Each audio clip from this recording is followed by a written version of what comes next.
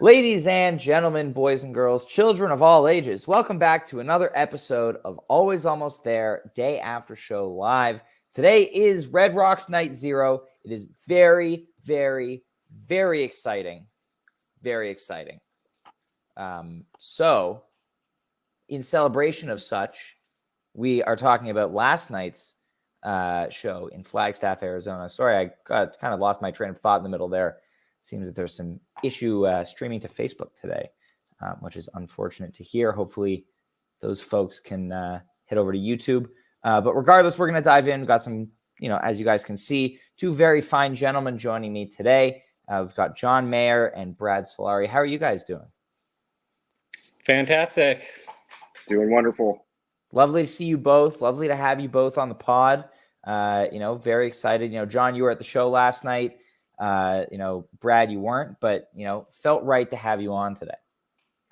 Thank you very much. I appreciate it. And I can start off by saying I've been super prepared for pretty much every single show since Jive retired, and I've been in charge of set listing on Masto, our small community over there. But last night I had to be a good husband guy, and my wife was giving me a little bit of shit for haven't been around much lately, so I actually could not set list or watch the first set, and then I ended up going back and watching it.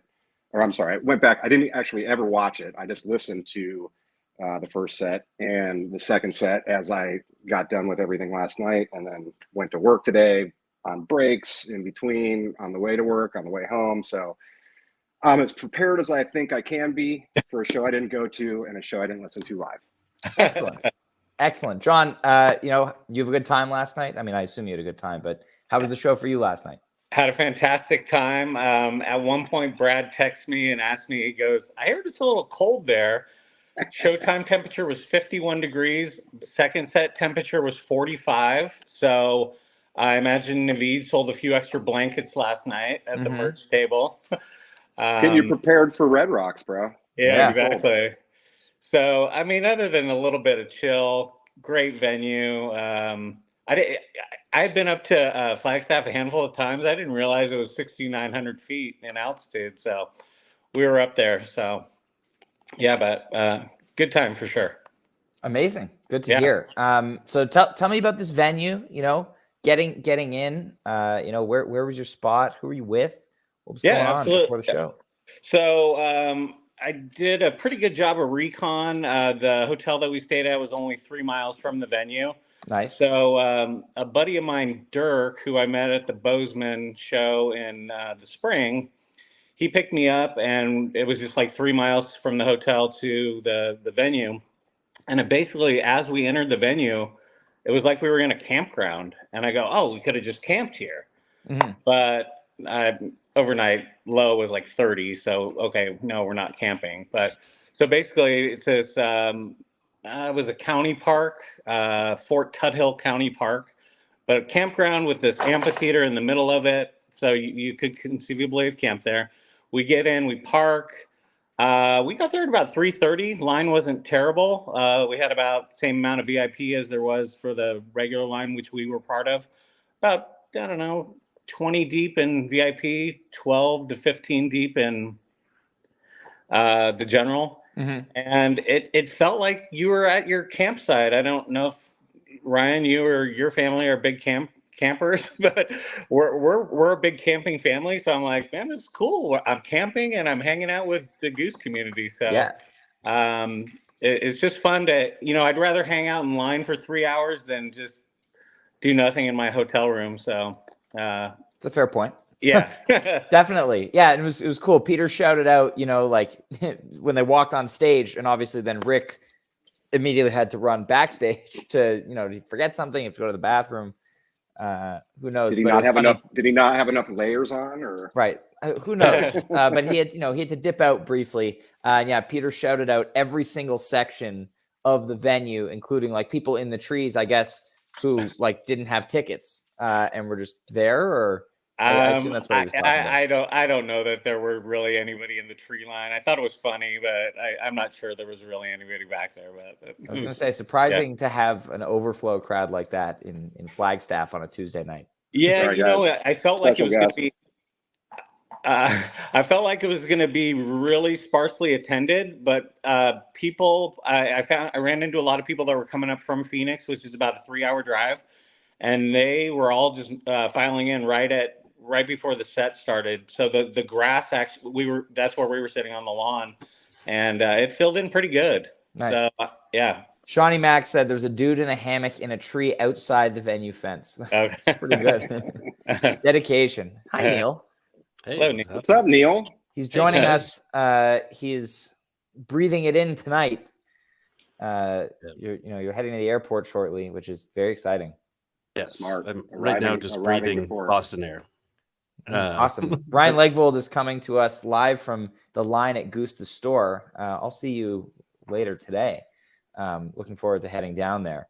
But let's dive into this show here. Let's start with you, John. Of course, first few songs: Doc Brown, Jive 1, and Echo. Yeah, so I was with Shawnee Mack at the show, and he had been chasing a Doc Brown, so to get it was fantastic, not only for him, but it's a great opener. Gets to showcase the two guitar Goose, and I thought Peter had a great solo on that. So fantastic opener. Jive 1. I'm definitely Jive 2 camp, but just the combo of those two back to back really got the crowd going.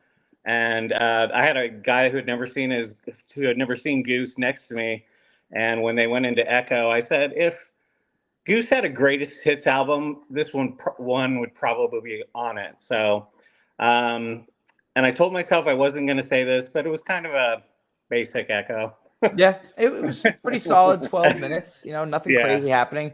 Doc Brown making its second appearance of the year, first one in 43 shows. Since Bozeman in the spring. They played it as the opener and not in the 2-hole, which means the show wasn't as good as it could have been if they had played Doc Brown in the 2-hole. Like this is science. We have came to play with his daily call to shelve a song. They played it once, and he's already calling for it to go back on the shelf. That might be a record. That's impressive. Brad, what are your thoughts on the first half of this first set here? Well, I love a Doc Brown opener. Why? Because it was the first song that I ever saw Goose play at my first show. So they opened San Francisco night 1 last year with that. And, it's pretty rare these days. So anytime you can get a Doc Brown, you're fired up. Always love a jive, 1, 2, Lee. But for me, I agree with John. I'm a 2 guy, but 1 gets the party started. And I was digging that. And then Echo, again, like perfect way to get some early improv in. They didn't go deep or anything, but the energy was good. And not to get too far ahead, but we were in Oakland last week, and they did Echo Rosewood. Shocker, they did Echo Rosewood again. Mm-hmm. So not quite Echo into Rosewood like it was, but yeah, pretty cool. Excellent. Neil, you got any thoughts here? It's Echo and Rosewood, peanut butter and chocolate, man. They go together so well, so many times over the years. Excellent versions. It works. Yeah, just some general thoughts about the show. This show is Goose playing all the songs they didn't want to play at Red Rocks, right? There are good points and there are bad points. But like Doc Brown opener, that is a good point. And there are several really good points in this show of songs that they were not going to play at Red Rocks, and they were going to play them here. So big wins here for folks who are chasing songs, right? Mm-hmm. You get Doc Brown, you get that Dark Horse, which comes almost never later on in the show. And then you get a couple other songs maybe not so psyched about. But in any case, this is good stuff. Good way to open a show. Like you, Ryan, I would love to see that in the 2 slot, the harbinger of good things, but still all really cool way to open up a show. Nothing truly special. But I just love Doc Brown. Wait, I got to stop and just say that. I was listening to that in the car this morning, and it's just like, damn, this song's so good. Like, why don't they play it? It's such a good song. And they ripped it too. Like, there was a pretty nice solo that came out of that. Like, it wasn't just your average version. Peter can play the guitar. Peter can play the guitar very, very well. And I wish he did it more. right? I don't know why this one stays on the shelf as often as it does, but I Mhm. don't know. And that's like a healthy jive too. That's a lot of minutes of jive. So not a bad way to start a show at all. Definitely not. And then we get into kind of the meat of the show, really, in the second half of this first set. We get Rosewood into Ate Up All the Cake, into Arrow. Love to see Ate Up All the Cake make an appearance here. First time since the Ryman, 51 shows. Thank you to Jeff, who corrected me on Twitter last night. I don't know how he knew that I did the math wrong, but sometimes lgoose.net is a little bit slow on updating the show gaps. Sometimes the latest version doesn't show up on the page right away. So I tried to do a little bit of math, and I was off by 1. So thank you, Jeff, for pointing that out and correcting me so the show notes could be correct. Amazing. Yeah, Imagine that you were off. It was less than. I'm pretty sure it was less than 5 minutes after the show ended last night that he responded to it. I mean, the fact that Jeff is checking your math after a show is probably the best thing I've seen all tour. I mean, that is just so wonderful. It's so full of meaning that you were wrong and Jeff was right. I mean, all good stuff to say. Mm-hmm. Yeah, it was something. This Rosewood was really cool. John, I'm curious to hear your thoughts on this Rosewood here. I thought it was like, especially from the drums, I feel like Spuds and Jeff have been the standouts in a lot of Rosewoods this year. And this one, they kind of did the groove a little bit differently. It felt a little funkier than normal. And I really, really enjoyed this jam and, would have enjoyed hearing it go on for a little bit longer. But John, what are your thoughts on the second half of this set here? I mean, Rosewood, I again turned to the guy who was attending his first show, and I said, this is the song that got me into this band. And I thought it really, about the 10-minute mark, is where it kind of took the turn that I think you're describing, Ryan. Yeah. But I kind of felt like I found myself, because you had invited me on, I'm like, I found myself not in my same headspace because I was trying to overanalyze everything. But been there. I just felt like I hear you guys on the show all the time say, there's some nights where it's full band collaboration. And I did feel that the second half of the Rosewood Jam was pretty good collaboration. But the whole time I'm like, man, Rick is just shredding like left and right here. He just wants to lure these newbies in and show them that he's the leader of the band. So I thought there was some pretty good Rick shredding in the Rosewood. I don't know if the consensus amongst us four, but that was my take on it. Awesome. Yes. Comment from Haps in the chat. Ryan, that house looks sick. Are those all Goose posters? Yes, they are. Some guy who is happy all the time put them all up. No. Somewhat related, Ryan, actually, when I put this one up there, Haps also says his coffee maker is broken. So that seals the deal. I'm staying at Soup's house. I saw what he's got at his house. He's got no coffee. I mean, that dude's got so much bourbon. It looks great. So I'm sorry, Haps. You can do bourbon in the morning instead of coffee. Brad, you got any thoughts on the second half of this first set here? I do, for sure, man. I would have to say, like, Rosewood is the one song that I was really hoping that they did not play.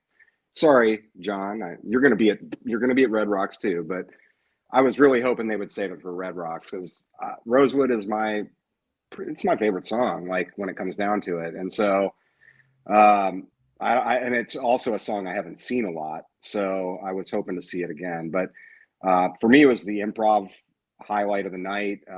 It felt like, at one point of the jam, it honestly felt like a little bit of a hybrid of a Rosewood jam and a Dripfield jam. Like it was just like this really, like Ben was pounding away on the toms like for a few minutes and just like kind of like had that Dripfield feel with a little bit of Rosewood. So for me, like that was, my highlight of the night. It had some really good tension towards the back end. And then are we talking about AUATC at this point? Or yes, we are. All right. So talk about a perfect landing pad cover.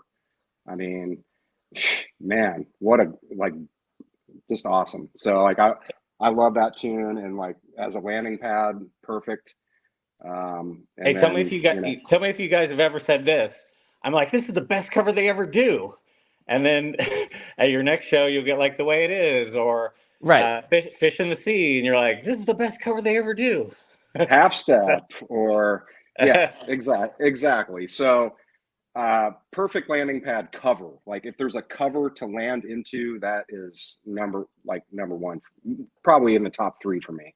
And then, if we're going to talk about Arrow, Arrow's had an amazing year. I know, Neil and I talked about this the other day. You guys are a little, for the right reasons. You're a little harsh on it last year, but this year it has had an amazing year. And, this was no Louisville. Like Louisville is fucking in my top 5 jams of the year. But this is just, Arrow, like great peak. Didn't get way out there like some of our favorites, but it's a great way to end the set. It's actually another song. I know they played it at Red Rocks last year, but it's another song I would have liked to hear just the way they're playing it this year at Red Rocks. But not going to happen, and that's cool. But a great way to end the set. Great peak. And by the way, Willis, my dog, he says hello. He needs love just like my wife. He's like fucking all over me the last couple of days, like barking at me on my lap. So I got to give him a little attention before I head off to the rocks. That's good. Always good.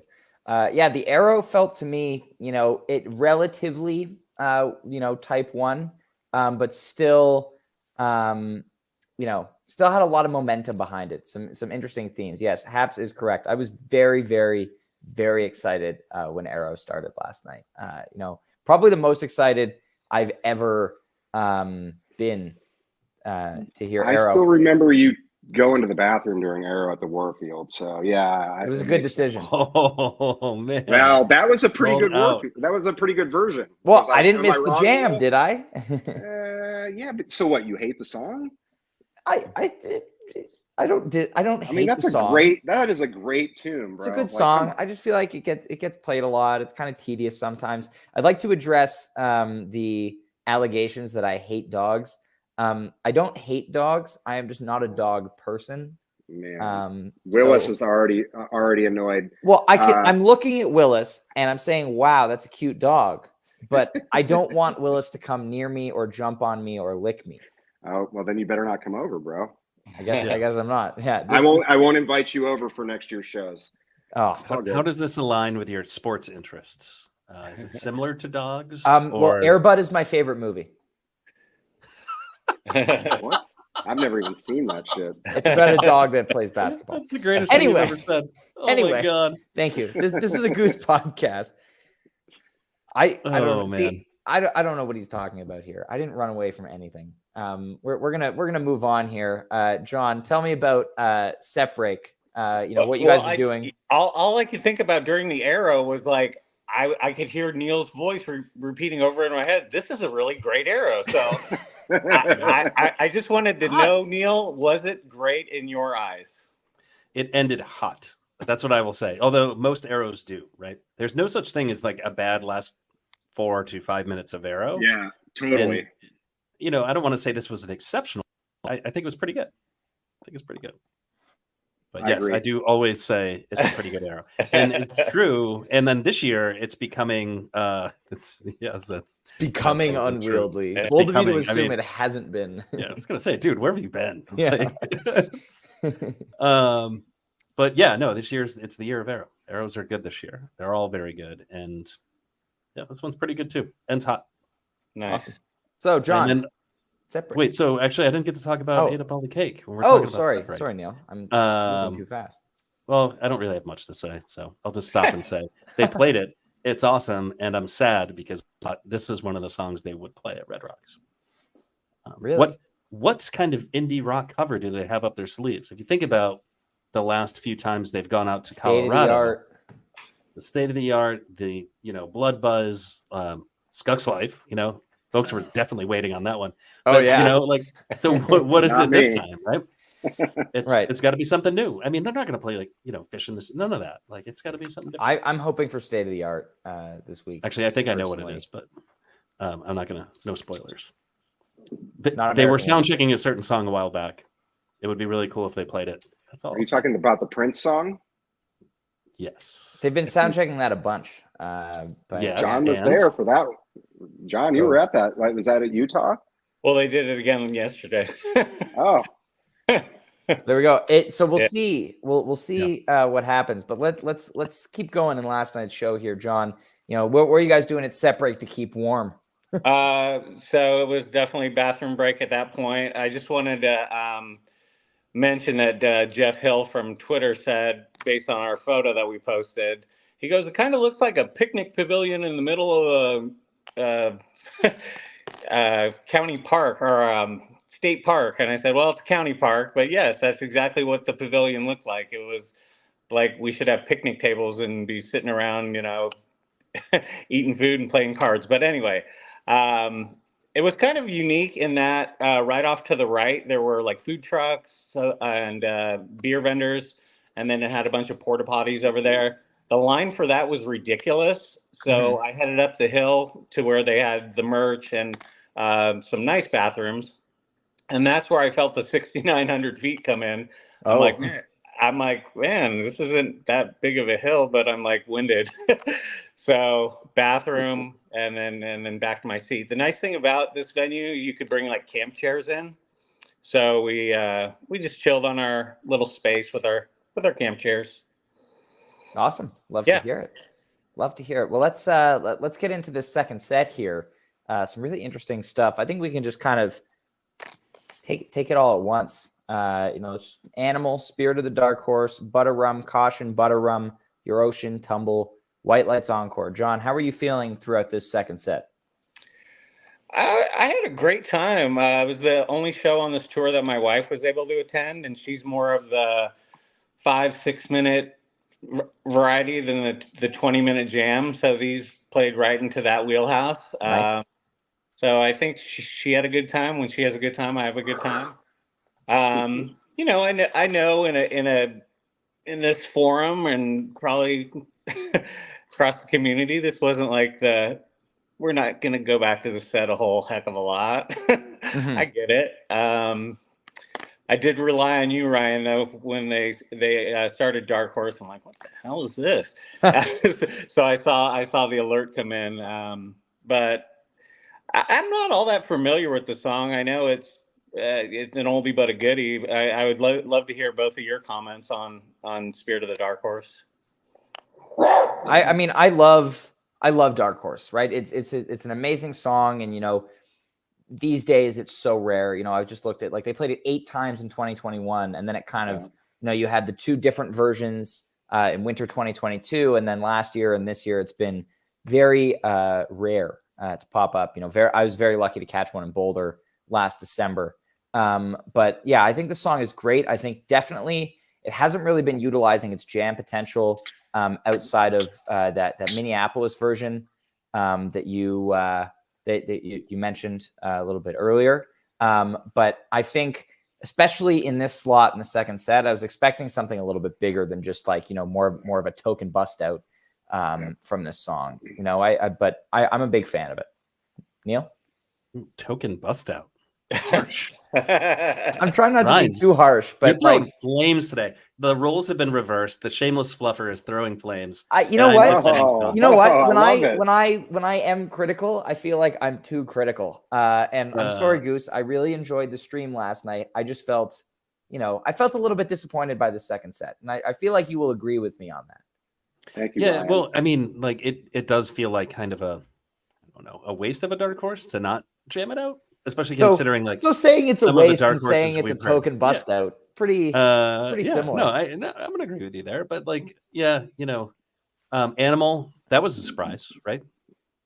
I don't know, to some degree or another, surprise for me. The Dark Horse, big surprise, because I mean, who saw that one coming? But, you know, like, pretty cool. We're doing this whole thing, huh? We're gonna, like, run through the.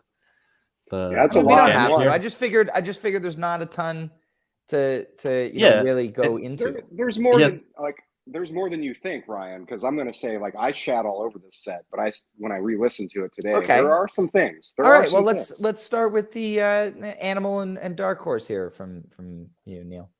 Well, I mean, I think I said everything there is to say about it. I mean, I thought sure Animal would be played at Red Rocks, because Goose just loves to play the hell out of this song. They still But might. now we're starting to see some significant gap. I think you see it in Fort Collins. You know, it's there for the dance party. But yeah, so that was like a little bit of a surprise. And then, you know, you get the dark horse, which is, I mean, I guess it's cool. I like to see more dark horses. And it's always been like somewhat rare, except for that one gap of time that you just mentioned where it was like played pretty often. But, you know, before it went to sleep for, what was it, like almost 2 years? It really hadn't been played that often either. Mhm. So back when they played it in like 2019.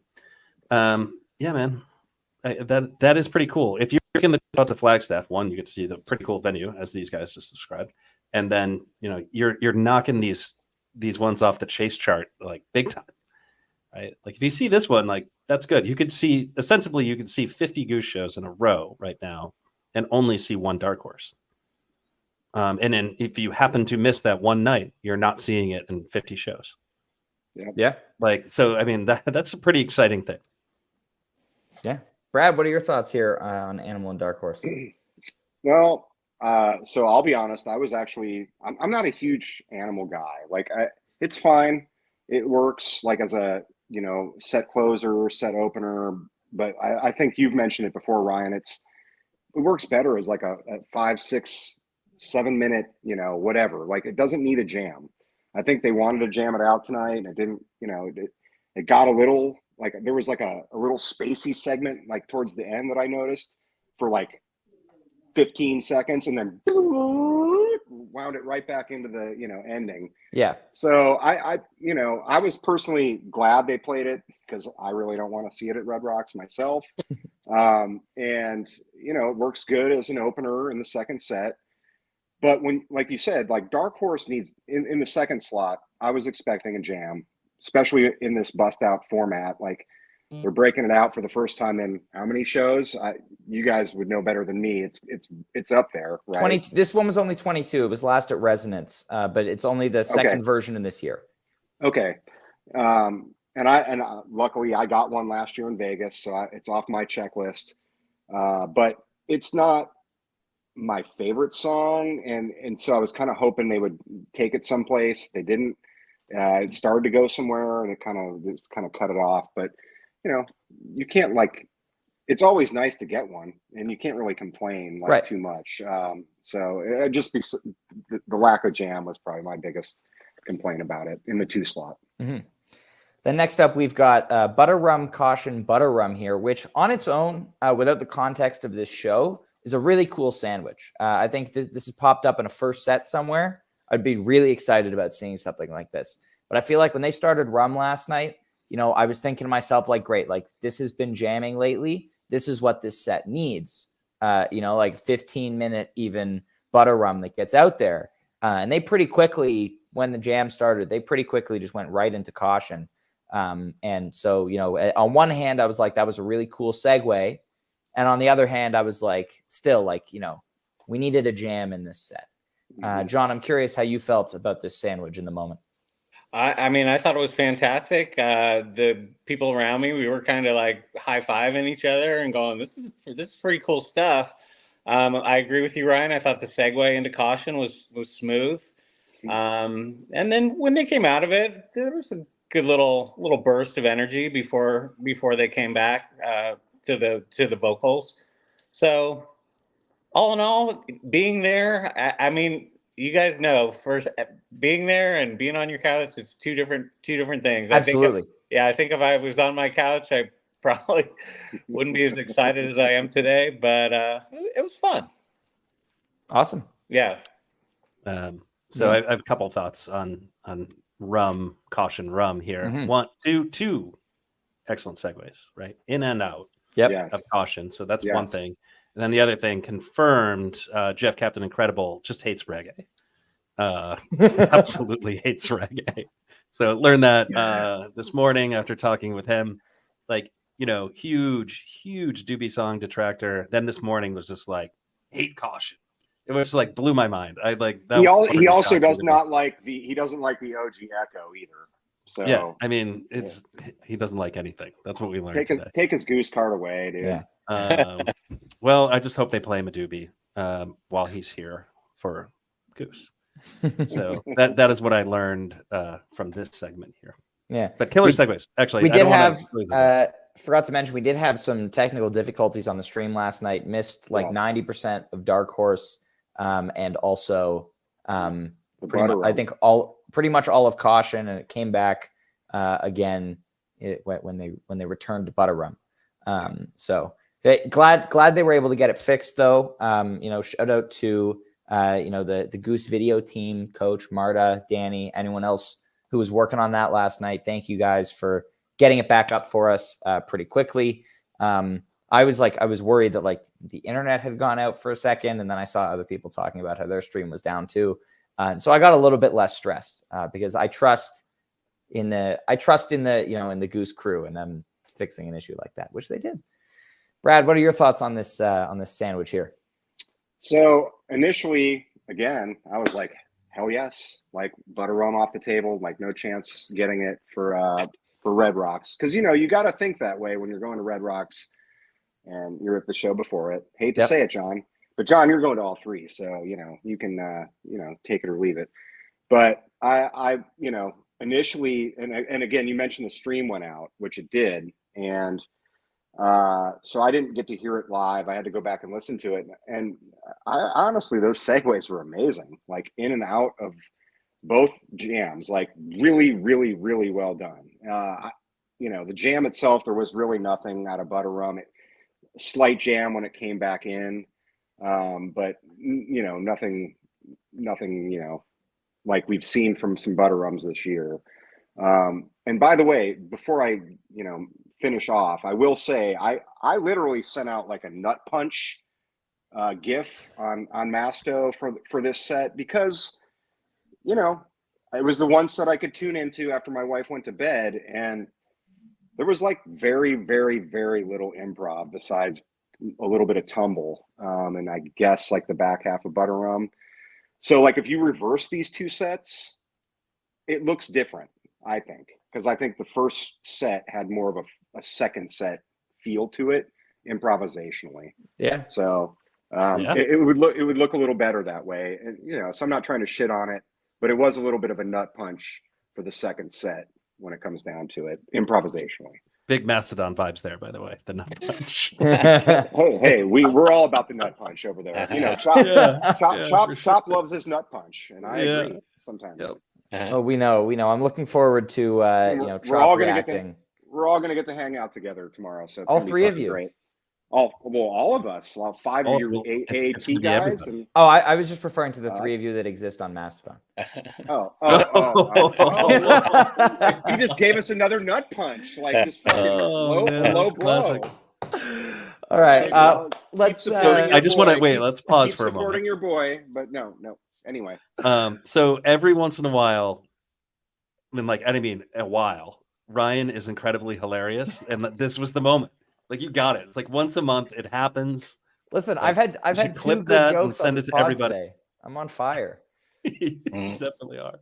Can I also add in that this was one of my only hits on fantasy, and we can talk at the end about that. But I shat the bed the last couple nights, and don't even think I had 20 points total the last two shows after hitting over 20 like every show. So I'm gonna have a big one coming up. Let's hope. Let's hope. So we close out this show here with Your Ocean, and then Tumble and a White Lights encore. Your Ocean, I was very sad to miss by one show. I absolutely love this song. I have seen it a couple of times, but I love the song. I would be happy to see it at any show. So sad that it will not be coming this weekend now. Tumble, solid pick to close the second set. Reliable jam vehicle. It felt to me like Rick modulated into a different key than normal for the jam. They modulate up to a B flat usually. It just sounded different to me last night, and it sounded like Peter wasn't sure where Rick went in the jam. So there was a bit of a moment of kind of like instability where it sounded like they were kind of in two different keys. But they got back to it. Nice little upbeat jam in there, but nothing crazy. And then just quick White Lights encore, get it in before curfew. I did realize we forgot to shout out the big ball on stage before the second set. Somebody had moved it during set break, and Rick asked for it to come back at the beginning of the second set. So Peter went to grab it, but that was pretty funny. Some good stuff was happening on stage at the show. Listen, Peter's becoming a man. Great banter. So like his voice is changing. Oh so God! We didn't talk about the voice crack. Oh my God! I had that in my notes and I forgot. Oh man! We'll be back at the set break. I mean, that was like funny, like just like, oh geez, and then Rick making fun of Peter on stage. I mean, that never gets old. So, I mean, big highlight of the show there. Yeah. But in any case, back to the music. I think after I hear a fiery butter rum, I just need that landing pad and a set full of no chips. So you get that Eurosian land. That's the most weirdly placed Eurosian I think I've ever seen.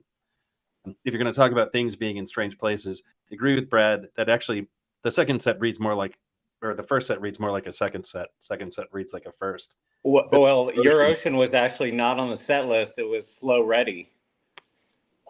Yeah. So they also that in there. Yeah. So which one works better in that? You think Slow Ready's better in that situation? Yes. I think Eurosian has its place. It is a wonderful song. I agree. It needs to come both after and before significant jamming. Not a butter rum is what you're saying. Not a butter rum caution butter rum. That's wild to throw Eurosian in there. But still a cool song. Great and song. then this tumble, like not half bad, but also not what you expect to see closing a second set in the show before the show, right? That's what this is the show before the show. Mm-hmm. Yeah. John, what are your thoughts? End of second set and encore here. So this is definitely not a shot at you, Ryan, by any stretch, because I also love Eurosian, and probably once, twice a show, I'll give like a audible yeah.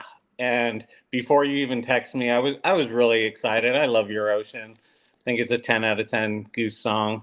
And Tumble, it's got to throw out a sports reference here. It's got a really high batting average. So I felt like it was going to deliver. I actually thought it worked as a show closer.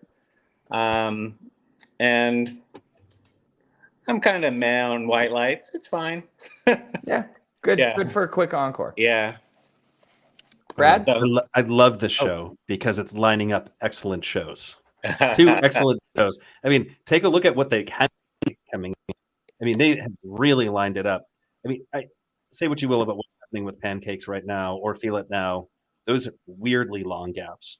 But it's like the band is being very intentional about what they're playing in the shows leading up to the show, and what they're going to play at these shows. And seems like they have a pretty well curated set list coming. Maybe that means pressing. I don't know. Kevin is like, twitching somewhere at the thought. So,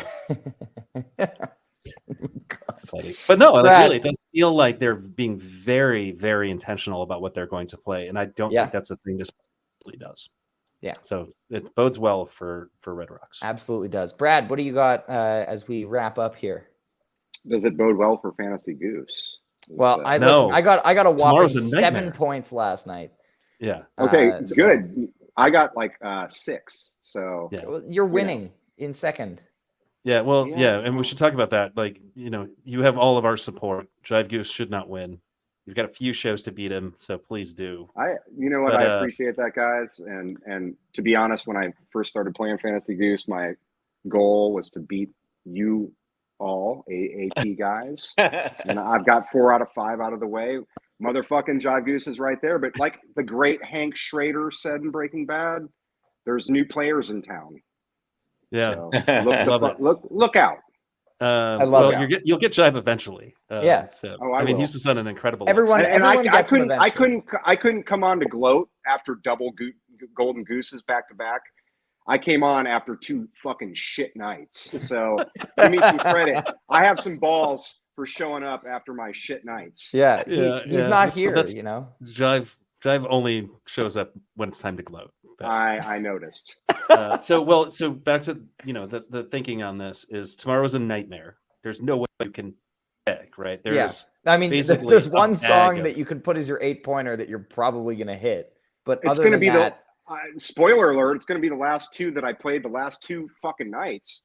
But let me just say, so I can talk about the last two songs and then you clear the way for you guys. I agree with Neil. Eurocian, love Eurocian, but that was not the spot.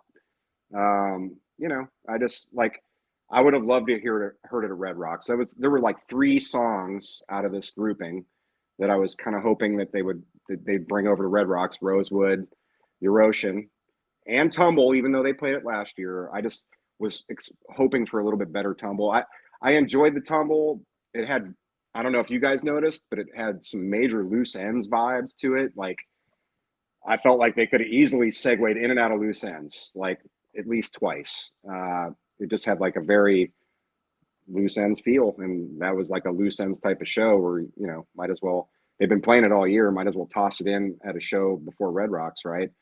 So, but yeah, I love Tumble. It's such a great tune, and I was hoping to catch another one, but I did get it at Oakland the other night, so I can't complain too much. Awesome. And White Lights is White Lights. Yeah. All right. Well, that brings us to the close of Flagstaff. It is time for Neil to get your ass to the airport. Hey, Ryan, can I just add one thing? Yes, you can. I was just writing down random stuff today, and I think, I don't know if you guys talk about it, but shout out to like Goose's management team. The venues on this tour have been outstanding. Like, if they can come back and play these venues again at some point, please, more of it. Flagstaff in the summer, maybe? We have talked about this before. Like, Goose is the perfect size, right? Where they can play all of these really nice, picturesque venues. They haven't gotten big enough where they're just forced to play shitty venues. So this is a beautiful time to be seeing this band. Go see this band as much as you can, because it's not going to last forever. Yep. There's sheds in the future. I agree, and that's why 2 nights at the Brooklyn Bowl would have been amazing. Because, John, were those not the best seats ever? Like, you guys had quite. We literally had the best seats you could have. We were like not on the rail. We were on the old man rail, like up top, with seats, a place to set your drink, and a perfect view of the stage with no one blocking you. Yeah. Man, amazing. like, give us 2 of those. Well, I'm in. It is now time for us to move into Red Rocks mode. It is tomorrow, and I'm so excited. As I just said, Neil is about to head to the airport, fly out here to Colorado. We'll be waiting for him tonight when he lands. I'm going to head down this afternoon a little bit later to Goose the Store, the pop-up happening in downtown Denver. So I'm looking forward to that. Seeing some people. Can't wait to see everybody over the next couple of days. We'll be back on Friday with a very special collaborative day after show with Brian and Megan of HF Pod, which is going to be a lot of fun. Looking forward to having a lot of people and probably a lot of nonsense on the pod, which happens.